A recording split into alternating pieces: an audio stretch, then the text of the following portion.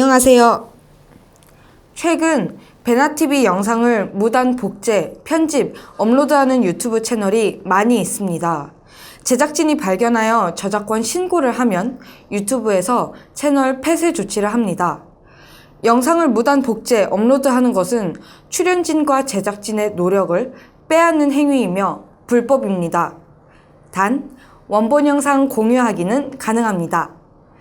시청자 여러분, 제작진이 무단 업로드한 영상을 모두 찾기는 어렵습니다. 베나TV 영상이 다른 채널에 업로드된 경우 즉시 댓글, 제작진 이메일로 신고하여 주시기 바랍니다. 그리고 신고해 주셨던 분들 감사합니다. 더불어 후원금, 구독하기, 그리고 광고 시청도 부탁드립니다. 감사합니다.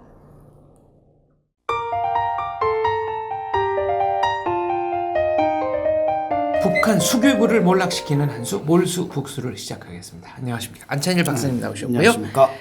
인권운동 하시는 김혜숙 선생님 나오셨습니다. 네, 안녕하세요. 안녕하세요. 네. 김혜숙 선생님은 13살에 북한의 수용소에 들어갔다가 42살에 나온 28년 동안 이제 북한 수용소 생활을 하신 분인데 그 밖에는 어떤 특이할 면이 있습니까, 안 박사님? 워싱턴을 비롯해서 국제사회에다가 북한 그 인권, 특히 이제 여성들의 인권 침해를 가장 많이 여러 차례 워싱턴에는 아마 수십 회 이상 다녀오셨죠. 그걸 가장 많이 알리신 여성 인권 운동의 대표적인 인사다 이렇게 소개드릴 수 있습니다. 고향이 평양이시잖아요. 네, 평양 시모란번구역 전숭동에서 태어나서 13살까지 거기서 살았습니다. 수용소는 왜 가시게 된 겁니까? 가족은 1970년 10월 28일 날에 그저 갑자기 아버지 어머니가 일 나갔는데 들어가라고 그러더니 차가 왔어서 싫어서 갔대요. 그렇게 하고 저는 그때 외할머니네 집에서 컸거든요. 애 맞으니까 어머니랑 다 일하니까. 그래서 가족보다는 5년 늦게 1975년 2월 말에 들어갔습니다. 근데 이유를 저부터 거기에 들어가면 이유를 묻지 말라 이러니 그 규정이 있으니까 이유를 모른 채 28년 살았습니다. 그러니까 재판이나 이런 절차 이런 건 없는 그런 거 없습니다. 그렇죠. 이게 이 관리소에 정치범 수용소에 간다는 건 법의 기준으로 판단한 게 아니라 소위 10대 원칙이나 국가보위부가 그러니까 이게 우리 김혜숙 대표님이 가신 때가 이제 75년도니까 그때 아마 73년 5월에 국가정치보위부라는 게 생겨났으니까 그 사람들을 실족 올리기 위해서 뭔가 반체제 요소가 있다든지 이런 사람 막 잡아가둘 때니까 그때 끌려가신 거죠. 나중에는 혹시 이유를 아셨습니까? 예, 나중에 28년 살고 나중에 나와서 해제를 받으면 자기네 친척이 어디 있다는 걸 다 알려줘요. 그래서 가라기는데 갈 여유가 없잖아요. 그래가지고 다시 일하면서 조금 모아가지고 겨우 단돈 70원을 손에 쥐었어요. 1년 동안에. 그래가지고 그거를 가지고 우리 거기에 있는 데서 걸어서도 며칠이라도 걸어서 갈 수 있는 제일 가까운 곳이 큰아버지네 집이었어요. 회창. 그래서 거기를 11일 동안에 두 아이를 끌고 내가 갔어요. 가니까 가서 우리 큰아버지 이름을 대니까 다 알더만 거기서. 그래서 가서 이렇게 물어보니까 우리 큰아버지가 하는 소리가 야 혜수가 내가 그 어머니를 모시고 살았으면 우리가 들어갔을 걸 너네 아버지가 군사복무 10년 하고 어머니를 모시고 계셨어요. 그러니까 어머니가 장본인이 된 거예요. 결론은 할아버지가 6.25 때 남한으로 넘어갔다는 이유인데 제가 여기 도착해가지고 조사 받을 때 이거 할아버지 이름하고 저 잡혀 들어갈 땐 할아버지 보지도 못하고 이름도 몰랐어요. 그러니까 저는 나와서 우리가 여기 할아버지 때문에 거기에 들어가서 이렇게 정말 사람이라고 생활하는 게 사람 생활은 아니에요. 솔직히 그런 데서 이렇게 살았구나 하는 걸 제가 알았지만 우리 동생들은 아직 올해 44년째입니다. 가는 아직 있어요? 그 안에 있어요? 예, 있어요. 가는 아직 이유를 모르고 그래서 부모를 잘못 만난 탓에 이렇게 살고 있구나 하는 걸 느끼면서 아직 거기 살고 있어요. 근데 그 할아버지가 이게 남한에 내려와서 크게 경찰이나 군에 있었고 아니 조사할 때 이름 대 보니까 모르더만요. 한국에서도. 그러니까 그때 그 70년대 그때 싹 신원조회 하면서 한 명이라도 그 행불자가 있는 집은 싹 다 쓸어서 들어갔어요. 거기. 예, 많이 굉장히 들어갔댔어요. 18호 관리소는 어디 있습니까? 그 평안남도 북창군에 위치하고 있어요. 해제되고야 그 알게 됐는데 그저 우리 그 화력발전소 북창 화력발전소 그렇죠. 아시지요? 그렇죠. 그 화력발전소에서 그 석탄이 그게 많으니까 거기서 한 50리 들어가서 처소가 쫙 이렇게 철조망을 쬐더만 예, 그러니까 북창이라고 그래요. 우리 보고는 북창군 속산리 예, 제18호 관리소 이렇게 딱 찍어 있어요. 관리소락입니다. 수용소라고 한 게 있고. 관리소. 예, 남한 18호 관리소. 네, 남한에서는 그 수용소라 그러죠. 북한에서는 다 관리소라. 네네. 예. 들어가면 이제 외부와는 차단이 되고 철조망을 네. 다 이렇게 쳤어요. 네. 그렇게 하고 그다음에 사람 사는 집은 이렇게 길게 이게 그저 한 20세대씩이 이렇게 그저 뚝뚝뚝뚝 막아놨으니까 이렇게 문 열면 부엌이고 또 하나 문 열면 방 안이고 그저 몽땅 이런 집이에요. 7식구건 8식구건 관계없이 그렇게 하고 이제 저는 뭐 13살 때 들어갔으니까 다음 날에 학교를 붙였어요. 나 이건 무슨 학교인가 이렇게 생각했어요. 그래도 평양에는 이렇게 다 이렇게 학교 하면 딱 알려요. 그런데 이건 뭐나 이건 무슨 이런 데인가 해서 그쪽 갔어요. 가서 뭐 전학 이거 증명서 엄마가 이렇게 다 하고 하니까 그다음에 저쪽에다 교실에다 그래서 학교 대동강을 거기에서 조금 들어와서 그래서 맨 덜각다리 있는 데다가 그런다 이렇게 교실 여기 하나 있고 또 여기 하나 있고 또 여기에는 연구실하고 그 여쪽에는 교원 사무실 이렇게 있는데 교원 사무실에서 다 접수하고 학교로 저쪽에서 가야겠는데 가니까 뭐나 이거 무슨 애들이 그때 제 기억에는 구미와 운이의 운명 뭐 이런 거 고지 굽녀의 운명 이런 거를 제가 그 북한에서 영화를 다 보면서 아 저런 고지들이 옛날 때 있었구나 이렇게 이런 느낌을 받았어요. 근데 그때 들어가니까 그보다도 더한 그 사람은 사람이에요. 애들인데 그 신발이 없어서 2월 말이니까 겨울이잖아요. 신발이 없어서 이게 헝겊 같은 거 있잖아요. 바지 같은 거 이렇게 깨지면 이렇게 싹 매고 눈이 있으니까 이렇게 비닐로 이렇게 맸더라고요. 싸매고 그다음에 교실에 툭 들어가면 걸레 같은 거 이만한 거 이렇게 누빈 거 놨어요. 그러니까 거기다 쏙쏙 이렇게 문지고 들어가면 되는 거예요. 야, 그다음엔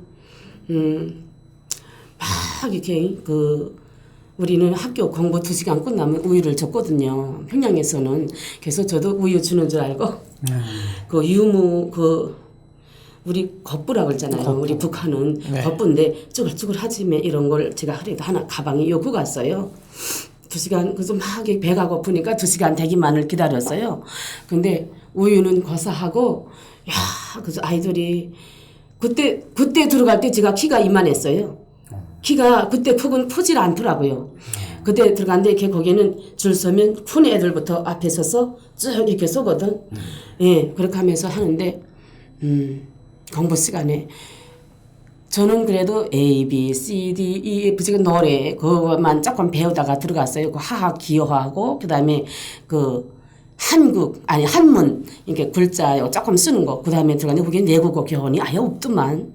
그렇게 하고 그 혁명 역사 그다음에 뭐 그 조선 역사 뭐 이런 거는 있지만 당정책이라는 거 없었어요. 그래서 만 당정책이라는 건 이건 무슨 거지 해서 수업 시간에 가고 앉아서 듣는데 그때 벌써 그 김정일에 대한 그런 거는 당정책에서 나오더만 그 이렇게 뭐 어디 가서 뭐 더러도 뭐 하고 뭐 청년 돌격대 묻고 뭐 이런 거를 그다음에 김일성이 현지지도 하는 거를 아니고 뭐 애들한테 그런 거 배워줄 거가 안 되는 평양에는 없는데 거기에 들어가니까 거기에 있더라고요. 그렇게 하고 제일 그저 강하게 하는 것이 그 위대한 수령 김일성 동지 혁명 활동. 그저 자다가도 툭 치면 위대한 수령 김일성 동지께서는 뭐 백두산에서 뭐 아버님 김영직 선생님과 강반석 어머님이 아드님으로 탄생한 이거를 그저 한 글자도 빼짐없이 그저 암송해야 되고 이렇게 하면서 하는데 이렇게 조금 절거나 배고프니까 추위에 이게 추위가 배가 고프면 더 추워요. 그렇게 하고 그 졸리잖아요. 그렇게 하면 지시봉이 다 있어요. 거기에는 칠판 있고 지시봉이 있는데 지시봉으로 그 앞에는 뼈쪽하고 뒤에 손잡이 있잖아요. 그거 꽉 끌어지고 때리더만 대가리 팍 때리면 지시봉이 이만큼씩 팍 꺾어져 나가고 그다음에 그 내가 매 맞아서 지시봉이 꺾어졌으면 내가 지시봉을 2개 해와야 돼요. 야 그렇게 막 악착하게 그렇게 하더라고. 그다음엔 저는 중학교잖아요. 그러니까 어전에 인민반이 공부하고 우리는 어전에 산에 올라가서 나무 끌어다가 이만한 거 맨 탄강이에요. 18호 관리소는. 그러니까 탄강을 그저 석탄을 캐서 죽겠으면 죽고 살겠으면 살고 밥은 조금씩 주면서 그저 무상이잖아요. 무료로 우리가 제수처럼 일 시키잖아요. 그렇게 해서 북창 화력 발전소에다가 석탄을 캐서 보내는 거 담당하는 게 18호 관리소더만요. 예. 그러니까 연료 공급을 하시는데 거기 들어갔으니까 대충 몇 가구 몇 명 정도나 있었나요? 그 인구가 한 1,000명 뭐 2,000명 됐나요? 아니 그보다 더 많았지요. 굉장했어요. 내가 갈걸 쳐서 여기에서부터 기다리다가 엄마를 만나서 들어갔잖아요. 여기에서부터 저 끝까지가 100리예요. 골짜기가요? 예, 근데 그저 산이 이렇게 생겨 있으면서 이렇게 생기면 딱 관리소로 만들 그런 지형이 생겼더만요. 그렇게. 그러니까 거기 지금 격리시키기 위해서 말하자면 이게 할아버지가 이제 월남자고 이 가족은 가만 놔뒀다가 이게 체제 도전하겠다. 그래서 갖다 가둬버린 거 아닙니까? 네. 그러면 선생님들은 어떤 사람이었습니까? 그 사람들도 거기 갇힌 사람이었는지 아니면 낮에 가르치고 또 저녁에 퇴근하는 사람이었나요? 선생님. 학교 선생님. 학교 선생님. 학교 선생들은 거기에 이렇게 들어가면 마을이 다 있어요. 저는 처음에 평안남도 북창군 속산리 심산이라는 곳에 들어갔거든요. 근데 갈골, 명학, 심산, 덕장, 어피 이렇게 다 있어요. 그런데 나는 심산에 원래 집이 거기니까 거기를 들어갔거든요. 그러갔는데 다만 다 처가집인데 들어가서 이렇게 쑥 누우면 저 하늘에 별 떴으면 그거 다 보여요. 구멍이 숭숭하네요. 그렇게 하고 비 오면 비가 새잖아요. 근데 어떻게 해서라도 천정에 조금이라도 방안은 바르지만 부엌에는 아예 다 내다보이고 없거든요. 그래서 비 오면 비가 이렇게 새잖아요. 젖으면 이렇게 늘어졌다가 거기서 구렁이가 볏집이 아니고 산에 있는 새처 그걸로 이렇게 다 하거든요. 그러니까 거기서 떠 씌우고 하니까 그 밑에서 쏘고 가지고 있잖아요. 뱀 구렁이가 되면 델라당 막 떨어지고 나 있잖아요. 세상에. 그렇죠. 예, 그런 데에서 들어갔는데 저는 1975년 2월 말에 들어갔는데 친할머니가 있었고 그다음에 저는 앤맞이니까 저희 할머니네 집에서 크다가 저는 5년 늦게 들어갔잖아요. 들어갔는데 내가 못 봤던 동생이 둘 또 태어났더라고요. 그 안에 있어요? 예, 애기들은 많이 나라 그래요. 노력이 없으니까. 예, 그래가지고 그런데 아버지가 안 들어오는 거예요. 그래서 늙은 할머니 계셨어요. 그래가지고 할머니가 아버지 없다 어떻다 무슨 있잖아요. 그 어린 가슴에도 너무 허무망랑한 이런 데를 내가 왜 들어와야 되나 하는 이런 생각이 그저 눈물만 계속 흘리지 무슨 말이 안 나왔어요. 근데 할머니가 아버지는 왜 내가 어디 갔나 하니까 아버지 이거 밤일하고 들어와 이렇게 하는데 그것도 날짜가 있잖아요. 그러니까 며칠 되도록 안 들어오니까 할머니가 너희 아버지는 평양에서 평양 선교 방직 공장 지배인차 운전수 하다가 갑자기 잡혀 들어갔거든요. 그러니까 갑자기 들어가니까 자기 충성심을 다해서 군사복무 10년 했지 왜 내가 갑자기 이런 데서 살아야 되나 하면서 그랬다고 이게 반박한다 그러면서 보위부에서 잡아갔대요. 거기도 보위부가 있어요. 보위부 청사, 혁명역사 연구실, 안전부, 분주소 다 있어요. 보위부에서 그때 내가 들어가기 전에 1974년 12월 7일 날에 잡혀갔다는데 아직까지 사실을 모르고 있고. 처형된 문화입니다. 이렇게 비밀 공사 하다가 그 비밀을 알기 때문에 그래서 다 죽여버리고 이렇게 한다 그러더만요. 그래서 아직 생사거락 모르고 그다음에 제가 만 16살이 됐어요. 그렇게 하면 학교를 졸업시키잖아요. 졸업해서 그저 몽땅 탄광으로 들어갔어요. 저는 채탄공으로. 예. 그래서 깊은 그 불속 안에 들어가서 이게 마스크도 없이 하루 이게 석탄 생산량이 다 있거든요. 그렇게 하면서 내가 학교를 졸업하는 해에 어머니가 이거 산에 그래서 어쨌든 거기는 1일 날마다 휴식이에요. 그러니까 한 달에 한 번 쉽니까? 예. 한 주말 달에, 이런 거 아니 없고? 주말 그런 거 아예 없어요. 생각 자체를 못 해요. 이렇게 한 달에 하루 3월 1일 4월 1일, 5월 1일 이렇게. 근데 그 사람이 힘들어서 사람을 그 휴식시키는 게 아니고 탄광이라고 6만선 전기 그거를 설비 점검하느라고 휴식 날이거든요. 그런데 이제 5월 1일 날 쉬면 4월 30 날에는 그 인민반정한 한 데 가서 산림보호증을 떼야 돼요.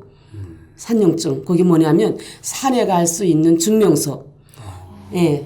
나물 캐러 가고 뭐 해도 네네네. 증명서가 있어 올라간다. 예. 산에를 탈출할까 봐. 예, 걸겠죠. 그래서 가서 그저 발발 계다니는 애기하고 할머니하고만 못 가지. 그저 요거 조금 이민학교건 뭐건 다 끌고 산에 가서 그저 못 먹는 거건 뭐건 파란 거건 다 뜯었어요. 우리가 제일 많이 먹은 게 그 도토리나무 잎사귀. 거긴 도토리나무가 많거든요.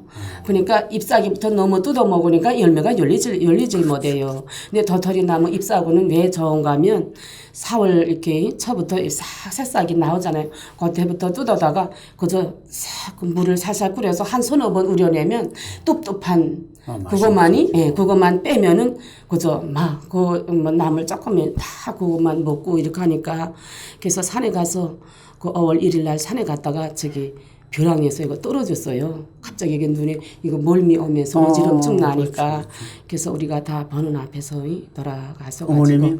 네. 그래가지고 어머니가 돌아가시니까 제가 그때 졸업을 했거든요. 79년대. 그래서 졸업해가지고 탄광에 배치받았어요. 내가 그 탄광에 배치받아가지고 채탄공으로 일을 했거든요. 그래서 군대는 지령 과제를 우리 교대가 처음에 23명 있는데 제가 들어가서 24명이잖아요. 근데 사고 나가지고 막 이렇게 일하다 물통 터지고 이렇게 해서 죽고 6명이 남았어요. 근데 북한 탄광은 다른 종교 탄광들은 다 군복처럼 계급장을 달고 그러잖아요. 근데 거긴 관리소니까 절대 그렇게 안 하죠. 이게 우리 이제 신입생이 들어왔잖아요. 그 가면 그 로봇과에서 이렇게 로봇과라는 거 있어요. 탄광에.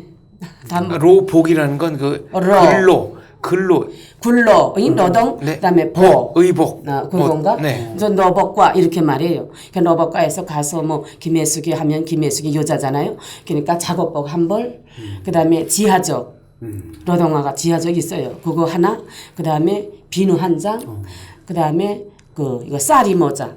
그렇죠. 쌀이 안전모. 네, 안전모. 그때 쌀이 나무로 쌀이 나무로 엮은 거예요. 그거를 줘요. 그게 전부예요. 네, 그렇게 하면 작업복이 탄광이니까 그죠. 이렇게 남자들 이게 뭐야 이거 치수 재서 주질 않고 똑같은 제수복이니까 똑같아요. 그러니까 남자들이 좀 체격이 큰 사람은 이 부분 괜찮은데 우리 같은 것들은 또 접어 올리고 막 이렇게 하면서 막 입었다가 깨지면 그 밑에 거 긴 거를 잘라가지고 또 이렇게 석탄이니까 금방 싹더라고요. 그러니까 그걸로 입어야 돼요. 근데 우리 노동안전교양 받을 때에는 노동시간이 8시간 노동제다 이렇게 했단 말이에요. 몇 시부터 몇 시까지? 교대 작업에. 그러니까 탄광을 한 번도 쉬질 않아요. 24시간을. 3교대. 그러니까 영식교대 했다가 8시 교대 했다가 그다음에 중범교대 이렇게 하면서 돌리지요. 근데 3교대니까 어쨌든 교대가 들어오면 이 짝꿍 나가야 되잖아요. 2교대를 해야 되는 거예요. 2교대. 그러니까 16시간. 막 그렇게 일 시켜요. 막 그러니까 이제 이거 먹는 거보다도 이게 사람이 빌빌빌빌 막 너무 잠을 못 자니까. 예. 드시는 건 좀 제대로 드시나요? 그렇게 하고 우린 지하막장에 들어갔잖아요. 그러니까 영양제라고 줘요. 영양제 알랑미 중국에서 들여오는 거 알랑미. 알랑미밥 120g이 다기는데 여기서 떼먹고 저기서 떼먹고 요만한 데다 조금 하고 그다음에 염장 염장 그 물함 그저 막 그저 소금물에 절였다가 그 잎사귀 시꺼먼 거 있잖아요. 무는 그 간부들이 먹고 그 잎사귀 그거 저 염장국 한 사발씩 주는데 집에 저가 제일 맞이였어요. 어영제에서 이게 그다음에 그 사형제가 할머니하고 그저 나 오기만을 그저 눈깔이 새까면서 기다리지. 영양제 밥을 내 비닐에다 단 한 번도 안 먹고 계속 싸갖고 갔어요. 국만 먹고. 그렇게 하면 내가 그만 주고 그저 정신없이 쓰러지죠. 집에 가면. 그렇게 하면 거기다가 알랑미니까 물을 부는 것만큼 불어놔요. 뭐 저 죽고 저 미음처럼. 그렇게 하면 그걸 먹고 그다음에 할머니가 계셨으니까 내가 일 나갈 때 한 끼 먹는 게 그만이에요. 노동자가 일하러 나갈 때는 그래도 아무거라도 먹어야 되잖아요. 뭐 남을 죽이라도. 이렇게 하면서 그래도 또 할머니가 살아 계셨을 때는 행복이었어요. 그러다가 할머니가 돌아갔거든요.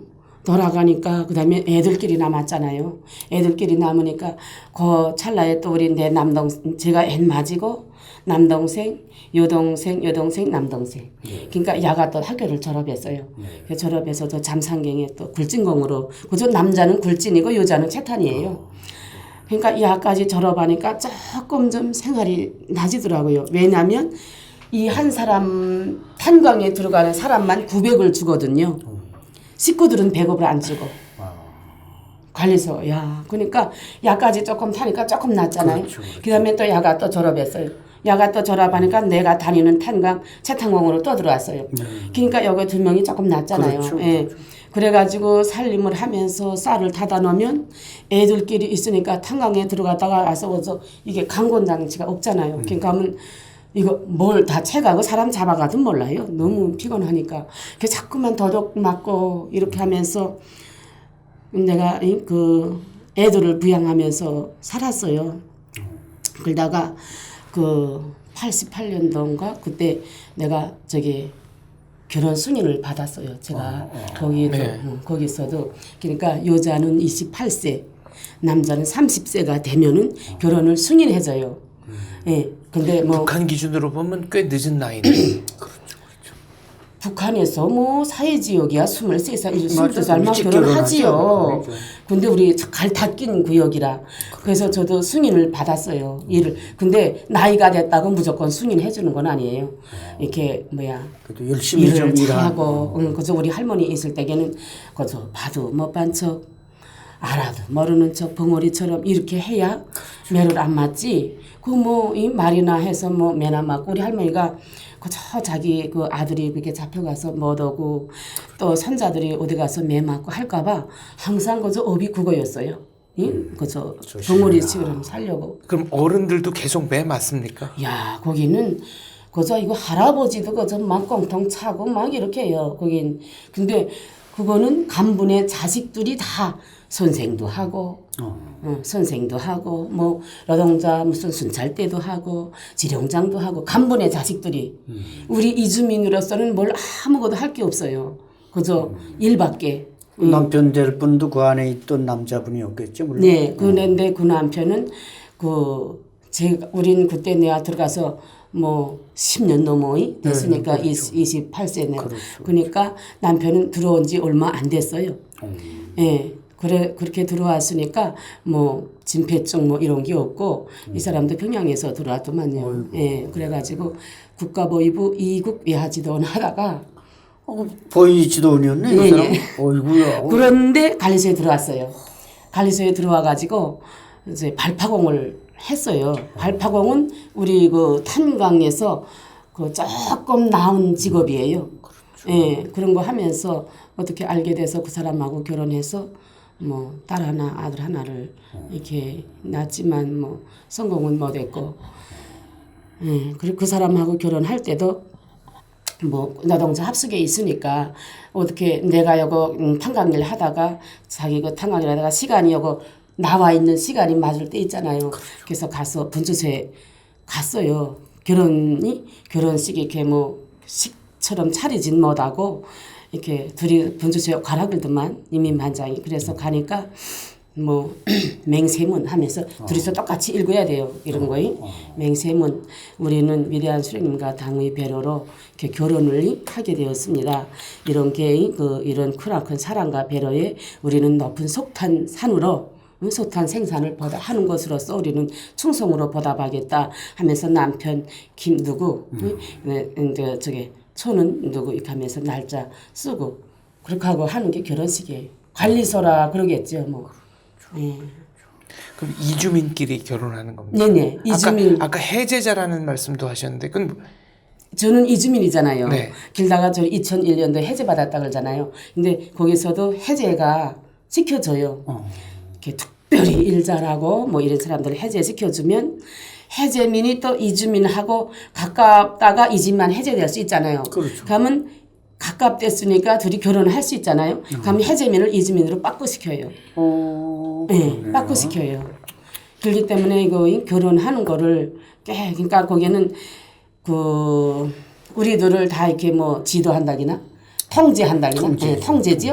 안전보장네, 뭐 관리소 소장네 그 사람들 보고는 알데네라 그래요. 그건 무슨 소리죠? 대네 몰라 무슨 저긴 거기 그 사람들 부르는 그런 거를 알데네라 그러고 그다음에 그 같이 이주민에서 해제민이잖아요. 그럼 해제자다 길고 그다음에 그 N 거 이런 것들은 이주민이라 길고 이렇게 부류가 있어요. 그렇죠.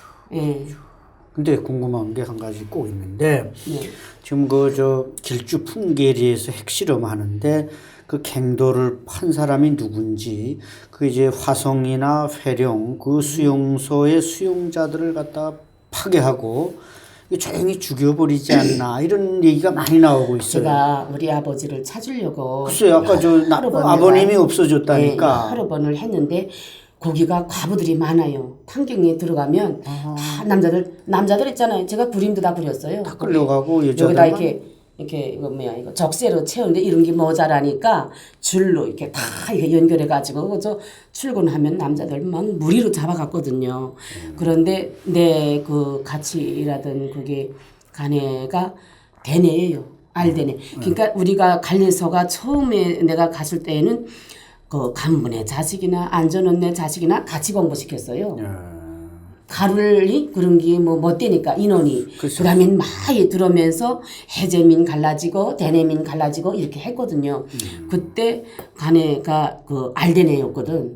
그러니까 저리 거저 이렇게 그 김일성 대학 졸업하고 무슨 안전 무슨 그런 거 졸업하면서 조리 18호로 들어왔어요. 그러니까 사회 내용을 잘 알잖아요. 가 이름이 김경순이었는데 그래서 내가 가보고 계속 아버지가 이거 별달았으니까 계속 어디 갔다 갔다 하더라고요. 그래서 그 내가 좀 물어보니까 여기서 잡아간 사람들은 어쨌든 알려주지는 않으니까 이거를 어떻게 하나 그러니까 한 번은 그 가가 말해주는데 어디 가서 이렇게 비밀 공사를 한다더만 그걸 이렇게 그게 완전히 그 강제노동이고 이 사람들로 하여금 입이 군절이잖아요.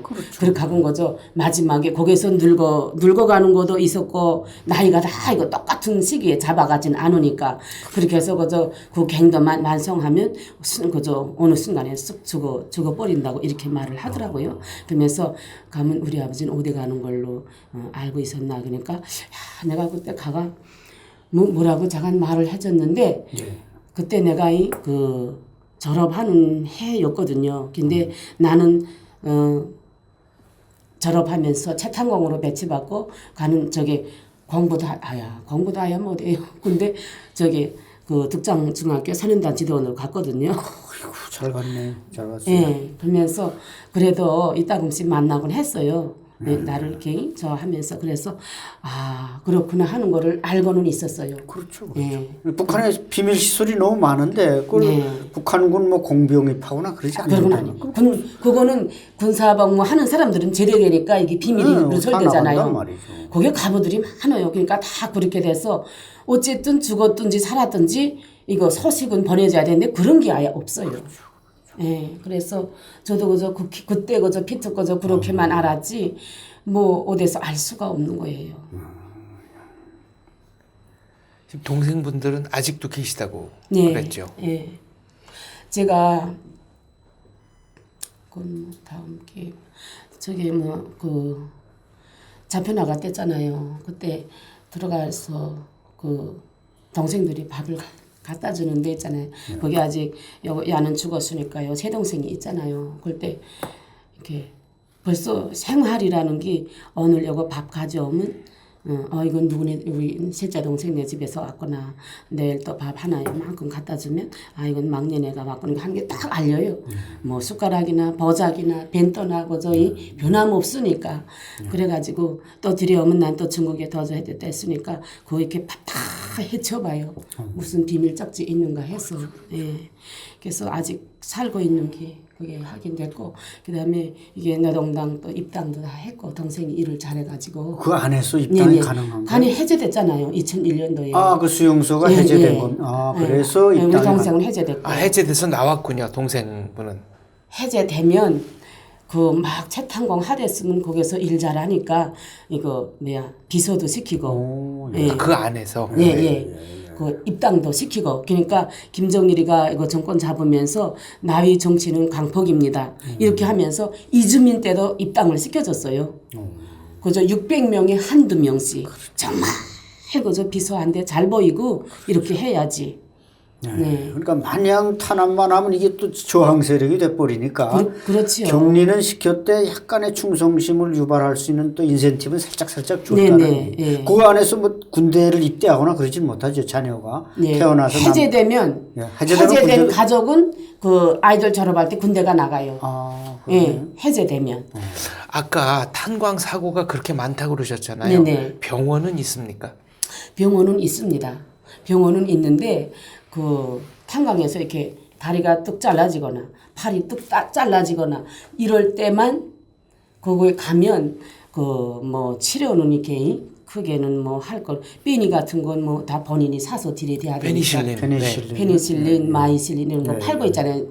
몰래. 그렇죠. 그 해제된 사람들이 어떻게 그런 거를 또 갖다 파는 사람들이 있어요. 그다음에 간부네 아줌마이들도 돈이 없으니까 우리 이주민들 같은 거하고 몰래 이렇게 내통하면서 그런 장사를 하고 있거든요. 저는 그 24살 때 들어가서 저는 일 잘하면서 한 1, 2년 있다가 그 야간 석탄 전문 학교를 갔어요. 그 학교는 그 안에 있는 겁니까? 관리소 안에. 네. 그러니까 아침에 나는 3교대를 안 하고 그때부터는 학교로. 네, 아침 교대 일을 해야 돼요. 일하고 5시에 나와서 막 씻고 이자 영양제 한 그릇 주면 국만 먹고 그다음에 그거 집에 가서 다 집이 거 먹게니까 그거 갖다 주고 그다음에 거기 막 걸어가야 돼요. 한 시간 걸어가야 돼요. 가면 수업하는데 저는 설비과 나왔어요. 그래서 이거 벨트권 뼈운 전공을 했어요. 근데 벨트권 뼈운 전공 하면서 돌 이런 거 막 나오잖아요. 그러니까 그걸 혼자서 막 이렇게 꼬집어내다가 이게 손 다쳤잖아요. 찌었네 완전히 그냥 이게 있잖아요. 버렸습니다. 이게 그저 이만큼 짜서 지금 너덜너덜 하댔어요. 근데 이거 잘라야 된다는데 그때까지만 해도 24살 때 이거 잘라졌는데 이거 자르면 어떡하나 해서 붙여보자 해서 이거를 이렇게 하면서 했는데 진단서도 한 면도 못 댔고 이거 손가락이니까 이렇게 못 댔어요. 이렇게 했는데 이거 처치가 뭔지 알아요? 소금. 그저 소금물로 집에 있는 거. 소독하는 정도네. 그저 소금으로 하고 이렇게 싸매고 들어가면 이거 한 손으로 일밖에 못 하잖아요. 그래도 두강차는 실어야 돼요. 8시간 동안에. 그렇게 하면서 막 그게 일을 하는 게 생각하면. 근데 이 손이 이렇게 겨울 되면 다 장갑은 똑같이 끼는데 이 손만 막 시리거든요. 예. 그러면 영양실조 이런 거로는 뭐 병원 못 가는 거네요. 뭐 영양실조가 나도 첫 타격이 영양실조 어두마 그저 이게 안경 낀 것처럼 이렇게 쫙 되면서 그저 여기 햇빛에 나가면 새빨가면서 이거 저 껍질이 다 뺏겨져요. 그리고 해가 쫙쫙 다 갈라져요. 이거 영양실조가 그렇게 오더만. 그다음에 이게 햇빛에 노출된 살은 그저 몽탕 다 새까맣게 타들어가면서 그래서 다 뺏겨지고, 그게 영양실조라는 게 그건 말해볼 것도 없고, 그 다음엔 97년도부터 김일성이 94년도 돌아가고, 그 다음에부터 고난이 행군 우리가 맞았어요. 그저 있잖아요. 성기건 그저 다 뜯어먹고, 세상에 사람 죽은 게 처음에는 무섭더라고. 그저 이게 걸어가다가 쑥 이렇게 하고 죽고 그다음에 축 앉아 있는 거 그저 사람들이 와서 축 치고 죽은 거지만 야 시체가 그저 굉장했어요. 산에 있잖아요. 우리 이거 나는 이렇게 산 넘어서 이렇게 하면서 다녀야 되는데 어설길이에요. 차는 못 다니고 사람이 다 도로를 이렇게 돌아다니려면 시간도 멀고 삥 돌아야 되니까 이게 등성이고 저 쑥쑥 넘어 다니는데 그 옆팔이 그저 몽땅 다 시체예요. 그러니까 그 시체를 본인들이 다 처리해서 관에다 그거를 못 하니까 그래서 이딴 데다 막 버리고 그저 그다음에 야 세상에 거기는 있잖아요. 사람이 조금 그래도 그 귀하게 여기는 집은 그 죽으면 그 자기 있던 옷이라도 가서 이렇게 파묻거든요. 그것도 한 사람이 썩을 때까지는 좀 지켜야지 오늘 파보던데 내일 가보면 다 파가지고 옷은 다 뺏겨갔어요. 이런 시파로 관리해서 정말 완전히 그저 그 사람을 그저 쪼이고 그저 막 이렇게 걸면서 2000이 아니고 97년도 말부터 심화조 사건 때문에 그렇죠. 야 차로 그저 굉장히 들어왔어요. 그러니까 집은 갑자기 짓지 못하니까 그 매 가정에 다 동거시켰어요. 근데 우리 집에는 남포시와 어도교 행정위원회 위원장 엄정돈의 가족이 그 우리 집에 들어왔댔거든요. 그 행정위원장이면 이게 엄청 높잖아요, 말하자면. 높아도 뭐 심화조 사건인데 거기 걸려서 이제 날라가서 그죠. 숙청된 거죠. 근데 아주머니네는 그 토대가 좋으니까 아주머니만 떨어지고 자식들은 다 데리고 들어오고 엄정도는 그 우리 그 남편이 일하는 영동경에 배치받고 다 가족도 다 갈라시켜요. 예, 그때 심화조 들어오면서 김정일이 방침이 뭔가면 이제 이 사람들을 석탄 한 톤과 막 바꿔도 될 그런 사람들이니까 그저 짐승같이 막 불어라 하면 방침이 떨어졌다는 거예요. 그래가지고 그저 여술 배우 그 잘하는 거 이름 뭐든가 박김강 전혀 잘 기억이 그 여술 배우 있어요. 간또 여자가 교회 그런 거 하겠지만 예. 근데 간애가 들어왔는데도 텔레비전 걔가 계속 나오더라고. 북한이 이렇게 예. 그러다가 야는 엄연한데 김강석이 그 여술 잘하는 거 있잖아요. 마술사. 네. 예. 우린 여술사라고 해요. 그래서 한데 걔도 저 한재계 그다음에 그 착 위에 엄연이는 사료청 위원장 하면서 결혼했다가 이렇게 남편은 더 좋은 분이니까 떨어지고 들어왔는데 야 그때는 그저 굉장했어요. 아들은 척추 부러져서 다리 여기 잘라지고 아버지는 여기 쇄골 부러지고 간은 이거 이렇게 하다가 여기서 이거 떨어져가지고 여기 마비되고 그렇게 하면서 하고 그다음에 그때 있잖아요. 우리 거기에서는 공개 처형을 많이 했어요. 그러겠네요. 뭔가 좀 반체제 움직임도 살짝 있었나요? 그 안에서? 그 18호 관리소는 유명하게 생겼어요. 잠깐 이렇게 이거 대동강을 저 북창에서부터 그 대동강이 이렇게 있는데 이 대동강이 경계예요. 이쪽에는 14호 보위부 관리소. 그다음에 우리는 18호 안전부 관리소. 그렇죠.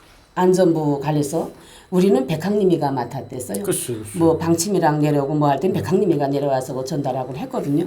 근데 우리는 여기 그 대동강 공개 청사를 하는 데가 딱 있어요. 거기에서 이제 공개 청사를 하면은 14호 사람들은 자꾸 대동강에 앉아서 보거든. 이 대동강이 이거니 요거 노비 길이가 뭐 얼마 안 되니까. 예. 근데 우리는 다 자기가 갖고 들어간 옷을 입잖아요. 자기 거. 근데 가는 몽땅 단체복 입었어요. 이게 여기다 이렇게 명판 이렇게 달고. 그렇죠. 그다음에 무슨 처음에 가서도 맞아 무슨 일 없었던가 했어. 여자들은 다 도망 멋지게 하얀 거 수건 씌었더만. 예. 알아볼 수 있게 멀리서도. 그렇죠. 예, 그 재수다 하는 거를 그렇게 해가지고 내가 그 14호의 내용을 어떻게 돼서 안 하면 우리 인민반에 그 피갑선이라고 그 사람도 그 심화조 때문에 들었는데 국가보위부에 있었더라고요. 그랬는데 비밀을 많이 아니까 비공개로 쏴 죽였어요. 이 사람을. 근데 그 아주머니가 우리 인민반이니까 그래도 또 관리소에서 너무 오래 살았으니까 저는 번토백이잖아요. 그러니까 뭐 아는 것도 많고 뭐 어떻게 하는 것도 하니까 사람들이 좀 저한테 많이 붙어요. 그 간본의 아줌마들도 나하고 좀 고려하려고 그래서 내가 했는데 뭐 소클 같은 것도 하고 하는데 해제받고 이렇게 할 때 이게 옷이 없잖아요. 그래서 내가 픽업선의 아줌마 보고 이렇게 옷도 좀 빌려달라 평양에서 들어왔으니까 옷도 좀 빌려입곤 했거든요. 근데 이 아줌마가 글쎄 슬슬슬슬 아프면서 그 하지 말아야 될 말을 저한테 하더라고요. 그래서 자기네 14호에 갔댔대. 말해서 엄마 저 강 건너요. 그러니까 강 건너는 모르지. 이렇게 다 눈 싸매고 눈 싸매 쭉 싸맨다는만 쭉 들어갔다가 어디까지 가서 눈을 푼대요. 그러니까 그게 무슨 정합실 같은 거. 그래서 가니까 아들 둘에 남편하고 자기잖아요. 근데 남편 따로, 아줌마이 따로, 큰아이 따로, 작은아이 따로, 몽땅 따로 간대. 그렇게 했다가 석 달 가서 뭐 했나 하니까 농사 같은 거 했대요. 그러다가 3년 만에, 아니 3개월 만에 또 다 모이라길더래요. 또 다 이렇게 모였대. 모이니까 거기서 말하는 게 여기서 사랑고이 나가서 말하지 않는다면서 산지장 다 찍고 그 사람이 말하는 게 야, 너네들은 우리한테 여기 잘못 들어와서 문건이 잘못돼서 18호에 가야 돼. 일들에. 그러면서 눈을 싸먹이래요. 응? 그러니까 어디까지 나와야 되잖아요. 그 다리가 있어요. 그걸로 쫙 나와가지고 우리 민반에 배치를 받았어요. 그랬는데 나와가지고 얼마 안 있다가 아버지를 비공개로 죽였거든요. 국가보위부 이거 피갑선이 하면 다 알던데. 예, 그래서 비밀을 많이 아니까. 그 다음에 2000년도 내가 해서받기 전에 그때는 또 방침이다 그러면서 거기에 그 신마저로 들어왔던 사람들 또 많이 또 내갔어요. 예, 방침이라고 그러면서 그때 그 피갑선이네 아줌마는 죽었어요. 이미. 아들만 둘이 있었거든. 명철이하고 여짝에 세철이. 그랬는데 우리 아버지 내놔라 하면서 너무 울었었잖아요. 옹칼리서가 다 울었어요. 뭐 아버지 죽였는데 뭐 그때 내가 느껴온 게 뭔가 하면 뭐 19호 관리소 안전부장 21호 관리소 무슨 뭐 안전부장 24호 관리소 안전부장 17호 관리소 막 해서 만약에 관리소가 가면 1호부터 있나? 우리는 18호인데 이렇게 내가 알고 있었어요. 그러다가 여기 와서야 내가 15호 무슨 16호 22호 이걸 알았어요. 거기는 17호가 분명히 들어오고 기차 빵통으로 들어왔어요. 해산되면서 17호 그다음에 19호 21호 24호 근데 24호는 어딘지 모르겠는데 말은 다 쏠라쏠라 하더만 얘 이랬으니까 저렇게 했으니까 이렇게 하면서 그러니까 함경도에 있다는 얘기죠. 함경도 말이. 예, 그때 제가 있을 때에는 잘 모르겠지만 그러니까 이게 북한에 이렇게 관리소가 많다는 걸 나는 그때 알았어요 이미. 아까 농사 얘기 잠깐 하셨는데 이주민들이 이게 사계절, 사시사철 어떤 거 먹습니까? 우린 거저 사계절 옥수수 배급으로 줘요. 옥수수. 통으로 줍니까? 이런 거 통강냉. 통강냉. 통강냉이 주면 근데 이상하더만 어떻게 건사하는지 항상 축축해요. 썩기든 전이고 그런 거를 주면 우린 할머니가 계셨을 땐 그래도 그걸 다 우리가 우리 봐요 어형제의 어머니 할머니 7식구 살았잖아요. 7식구에서 통강냉이 한 달 배급이 7.5 내지 8kg예요. 그거 8kg는 왜 그렇게 되냐면 30일 때가 있고 31일이 있을 때 있잖아요. 31일 때 있을 때에는 8kg예요.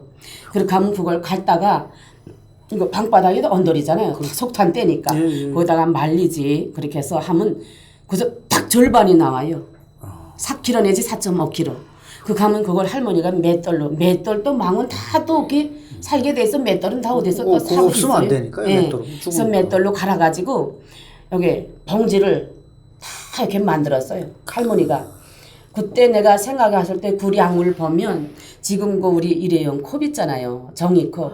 그걸로 그 저거 맷돌에 갈아는 옥수수 가루 푹 퍼가지고 이렇게 곡상 올려서 이렇게 곡상 되는 거기 한 컵이 우리 7식구가 하루 식량이에요. 30개 만들어 놓으니까 어쨌든 할머니가. 근데 할머니가 있을 때에는 그마저 낫지만 할머니가 돌아가니까 그걸 누가 하겠어요. 그래가지고 쌀 막 타다 놓으면 훔쳐가고 이렇게 하면서 아이고 그렇게 우리가 살았습니다. 그럼 부성귀나 반찬 이런 거는 어떻게 만듭니까? 간장 이게 된장, 간장, 소금 거기가 제일 귀해요. 거기가 그러니까 명절 계기로 4.15, 2월 16일 그때마다 그저 줄쫙 서가지고 상점 있잖아요. 상점에서 1인당 500g 줄 때 있고 된장을 그다음에 뭐 300g 줄 때 있고 그다음에 소금도 뭐 몇 킬로씩 이렇게 줄 때가 있어요. 근데 소금 그런 게 제일 놀아요. 근데 그 애들이 된장 뭐 어떻게 그게 그 도토리 공장 뭐 술 공장이랑 다 있단 말이에요. 예, 근데 간부들은 뭐 이렇게 고기장도 만들어서 공급하고 그저 간부들 살기 좋은 데가 18호예요. 이주민들은 그 여기 된장도 그저 요만큼씩 이렇게 주는데 막 그 된장 타는 날은 일 나갔다가 지금 늦게 들어가잖아요. 애들이 있잖아요. 그 된장 다 퍼먹고 이게 항상 사람이 몸에 간 기운이 모자라요. 그러니까 된장을 거의 한 사람이 500이니까 1.5kg잖아요. 1.5kg가 얼만큼 되겠어요. 그러니까 그걸 엄마는 일 나가고 아버지는 뭐 돌아가고 없고 애들 둘이서 타다가 그걸 그저 그릇 까실 필요도 없어요. 다 먹었어요. 둘이서. 그렇게 하고 이제 엄마 보면 그 저기 뭐라고 말 못하고 했으니까 집 나가거든요. 엄마 보기엔도 오죽하면 그걸 다 먹겠어요. 무서워갖고. 예, 그래서 내가 그래도 이렇다면서 또 와서 애들 찾아가고 막 이렇게 하니까 항상 거긴 소금이라도 좀 있었으면 좋겠어요. 짭짤하게. 그것도 없어요, 거기는. 텃밭은 어떻습니까? 밖에 주민들은 텃밭을 몇 평씩 분양받는데 그 안에는 텃밭 그 안에는 그저 내 집이 요 둘레가 마당 그저 요 마당이 그러니까 요 집하고 여기가 경계 여기 하잖아요. 요게 그저 요거. 혹시 산에 이렇게 뭐 능선으로 그런 거 하다가야 뭐 부대기 하면 그거 잡아가지. 가고 만약 농사 거기다가 누가 어떻게 할머니들이 가까더라도 달구지 않고 다 그거 뺏어가요. 아까 탄광 사고가 생각보다 많이 일어난다고 그러셨잖아요. 네네. 근데 식량 배급은 일하는 사람한테만 줬다면서요. 네. 사고로 장애가 되면 그럼 배급 끊어집니까? 그렇게 하면은 그 이게 뭐 팔이 이렇게 뚝 잘라졌다던가 다리가 이렇게 하나 뚝 광차에 잘려 나가잖아요. 그렇게 하면 그 사람은 그 한국 같으면 널리지. 근데 그 사람은 경로동 직장 보내요. 경로동 직장. 경로동 직장은 팔 하나 잘라댔으면 걸어는 다니잖아요. 가면 산에 가서 그 쌀이를 배다가 이거 안전모자 만드는 그런 그 사람들은 팔 이거 잘라진 사람들은 산에 다니면서 쌀이만 끄고 오고 다리가 이거 잘라진 사람은 앉아서 그 쌀이를 이렇게 모자를 만들고 이런 식으로 일을 시켜요. 그러니까 그 사람들은 하루에 300g. 근데 300g도 대재량을 다 주나요? 이틀 보는 뭐 국가 이거 무슨 군사 전략비다 뭐다 뭐 하면서 다 지키고 그죠 이게 사람이 있잖아요. 그것도 배급을 제때 못 쪄서 그저 그 배급 날만 되면 거기에 배급 써요. 그저 막 와서 다 쓰러지고 막 누워 있고 그렇게 해요. 혹시 그러면 육고기나 생선이나 이런 거는 조달이 됩니까? 제가 처음에 75년도에 들어갔을 때에는 그땐 김일성 때잖아요. 75년 때 기차 빵통으로 그저 동태가 그저 막 들어왔어요. 그렇게 하면 가족이 그저 있는 수대로 다 나가서 배를 따라 그래요. 배를 따면 그 내장만 갖다 먹으라 그래. 예, 내장 있잖아요. 그렇죠. 명태에게 쭉 따면 대가리는 가지면 안 돼. 이거 딱 따면 이거 애장, 뭐 그런 것만이. 그렇죠. 예, 그런 것만 갖다 먹으라고 해서 내가 그때 엄마 따라 몇 번이 나간 적이 있었어요. 그렇게 하고 김일성 때는 그래도 막 이렇게 고난이 행군고 김정일 때처럼 그렇게 되지는 않았어요. 그렇죠. 나물밥에다가라도 뭐 조금이라도 된장이라도 조금 푼푼하고 김정일이가 정권 잡으면서 그렇게 사람들을 싹 망가놓고 그렇게 해놨지. 그럼 육고기는 전혀 못 드셨어요? 돼지고기나 뭐 이런 건 닭고기나 명절에만 먹었나요 그러면? 명절날에 그 수령님 때 그러니까 김일성 때 소위 태양절. 예, 그때는 4.15에 돼지고기 한 사람당 500g씩 1인당. 아니 근데 그것도 또 세 식구까지는 500g, 다섯 식구까지는 뭐 1.7, 다섯 식구 넘은 뭐부터는 2kg 이렇게 1인당이 아니고. 근데 뭐 거기에 빼대기 이만한 거 있으면 그저 뭐 할 수 없이 그저 물 많이 넣고 그다 국 끓여가지고 그저 맹물 막 그래도 막 달았어요. 근데 우리 남동생이 그 탄강에다 갱 그 막장에 쥐가 많아요. 쥐들이. 근데 그 쥐가 막장진이 많아도만 햇빛 못 보고 그래서 어떻게 가서 어떻게 또 걔가 쥐를 잡아가지고 그저 뭐 털도 다 아까우니까 털만 여기 싹 그저 그 석탄 불에다가 이렇게 틀어가지고 그거서 여서 물을 딱 감아 여서 끓였는데 기름이 덩덩 뜨더만 그것도 막 달댔어요. 그것도 아이고, 먹으면. 그렇죠. 그저 그렇게 해서 고기라는 거 먹어보지 어디 뭐 닭고기 뭐 그런 건 모르죠. 알겠습니다. 이 기가 막혀서 얘기를 더 이어가기가 어려운데요. 아무튼 이 뒤에 얘기는 다음 회차에서 계속 듣도록 하겠습니다. 감사합니다. 감사합니다.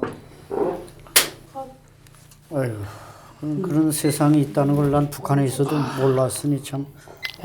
그러니까 지금 전 탈북자들을 만나도 가족이 다 있고 이렇게 하는 사람들은 너네 행복인 줄 알아. 그래요. 감사해야 되고. 베나TV는 정부기관 및 관련 단체의 후원을 받지 않습니다. 후원금을 받게 될 경우 출연 요청, 주제 선정 등 청탁을 할 수 있기 때문입니다. 그래서 베나TV는 정부기관 및 관련 단체의 후원을 받지 않습니다. 베나TV가 지속적으로 프로그램을 만들 수 있도록 시청자 여러분께 부탁 말씀 올립니다.